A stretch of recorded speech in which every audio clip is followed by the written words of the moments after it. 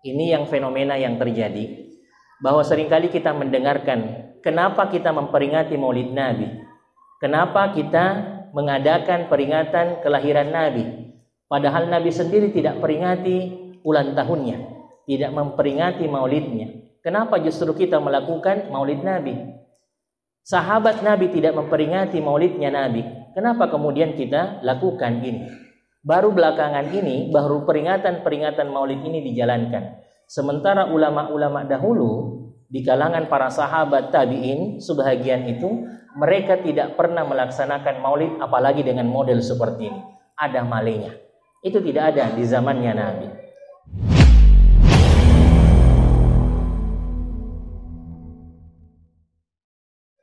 Maka Bapak Ibu jamaah sekalian, pada kesempatan ini penting rasanya saya ingin menyampaikan beberapa penjelasan terkait ini.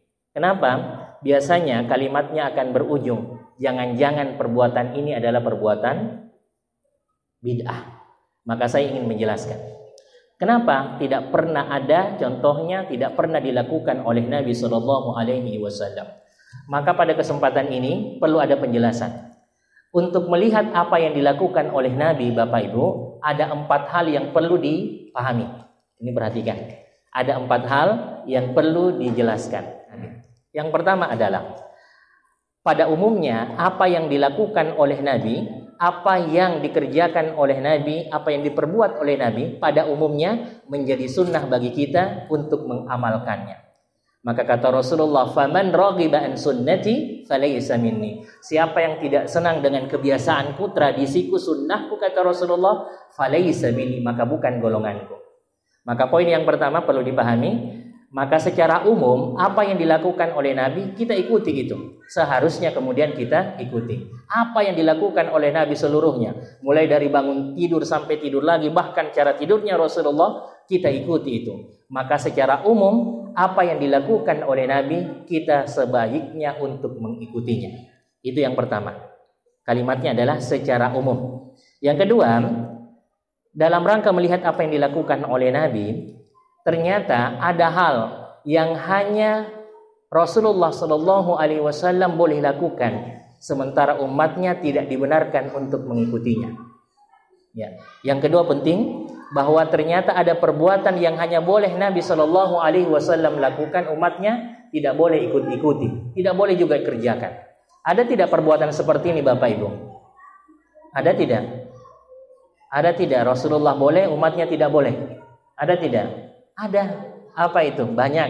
Ada beberapa hal. Yang paling populer dan paling sering menjadi bahan pembicaraan itu adalah Rasulullah SAW itu boleh, bahkan bisa menikahi perempuan bahkan lebih dari 9 orang atau sampai 9 orang dalam waktu bersamaan. Itu Rasulullah Bapak Ibu. 9 orang dalam waktu bersamaan itu adalah khususiyatu Rasulillah SAW. Hanya khusus bagi Rasulullah, tidak dibenarkan umatnya ikut-ikuti itu. Jadi tidak semua apa yang dilakukan oleh Nabi itu kemudian kita ikuti semuanya. Ada hal yang hanya khusus bagi Rasulullah, umatnya tidak boleh mengikutinya. Salah satu di antaranya adalah Rasulullah memiliki istri lebih dari 9 orang dalam waktu bersamaan, tapi umatnya tidak boleh mengikutinya. Kalau ada umatnya mau ikuti Nabi, tidak boleh sampai 9, hanya maksimal sampai 1 saja, Bu. Ya, sampai. Masya Allah. Kalau di dalam surah An-Nisa itu Allah menjelaskan, "Fankihu ma taba lakum minan nisa'i mathna wa thulatha wa ruba'." Sampai 4 bahkan disebutkan. Tidak boleh lebih dari 4. Tapi di situ ada kalimat lanjutannya. Ya. Fa in khiftum alla ta'dilu, jika kalian khawatir untuk tidak bisa berlaku adil, fawahidah, maka cukup 1 saja. Ini yang paling disenangi oleh ibu-ibu gitu. Ya 1 saja. Bapak Ibu yang kami banggakan. Nah, ini yang perlu kemudian kami highlight, kami perlu sampaikan bahwa ternyata ada hal yang tidak semua kemudian kita ikuti. Ada hal yang ternyata Rasulullah SAW boleh lakukan, tapi umatnya kemudian tidak benarkan untuk mengikutinya. Dan ada beberapa ibadah-ibadah itu kalau Nabi itu wajib, tapi kalau kita tidak sampai wajib. Ternyata tidak semua, itu poinnya. Yang ketiga, dalam rangka melihat apa yang dilakukan oleh Nabi, poin yang ketiga, Sebaliknya, ada hal yang ternyata Rasulullah tidak boleh, umatnya boleh. Saya ulangi, Rasulullah tidak boleh, umatnya malah memungkinkan untuk melakukannya. Ada tidak perbuatan seperti ini Bapak Ibu? Yang ketiga, ada.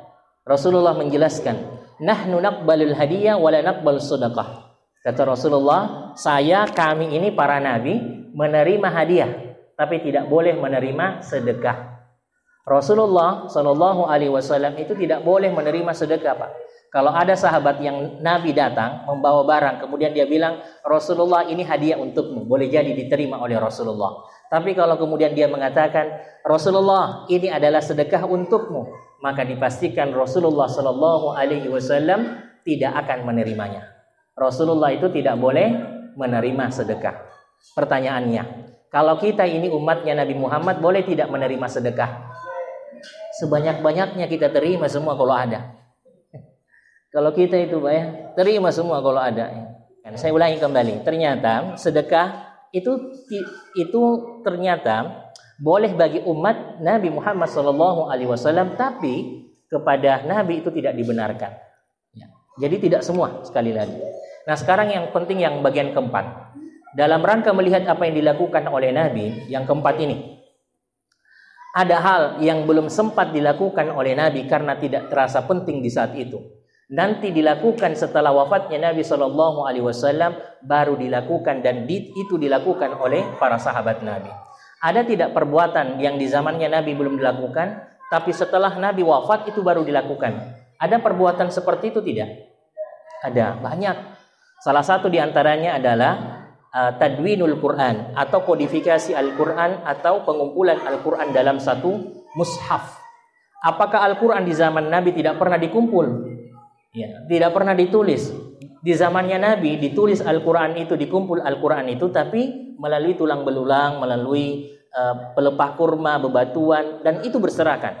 Dikumpulkan tapi berserakan. Ketika disuruh coba cari surah Al-Baqarah, itu agak sulit menyebutkan itu. Coba cari surah Al-Kahfi, agak berat untuk mencarinya. Dikumpulkan Al-Quran, ditulis Al-Quran, tapi kemudian dengan media yang berbeda-beda. Maka di saat wafatnya Rasulullah, pasca wafatnya Rasulullah, dipimpin oleh Khalifah Abu Bakar As-Siddiq, maka terjadi peperangan yang luar biasa. Pengkhianatan yang begitu hebat, banyak. Sampai pada akhirnya ada 70 orang penghafal Al-Quran yang tewas. Ini penghafal, Pak, bukan pembaca Al-Quran. Penghafal Al-Quran yang tewas, 70 orang.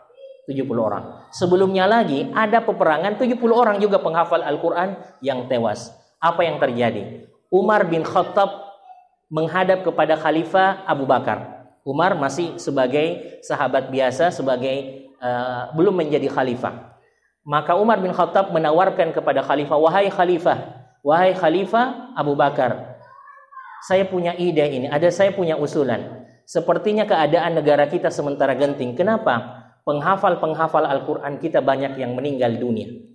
Lalu kenapa kalau banyak penghafal Al-Quran yang meninggal dunia? Umar mengatakan, saya mendengarkan Rasulullah SAW pernah mengatakan, Innallaha la yantazi'ul ilma intiza'a illa biqabdil ulama.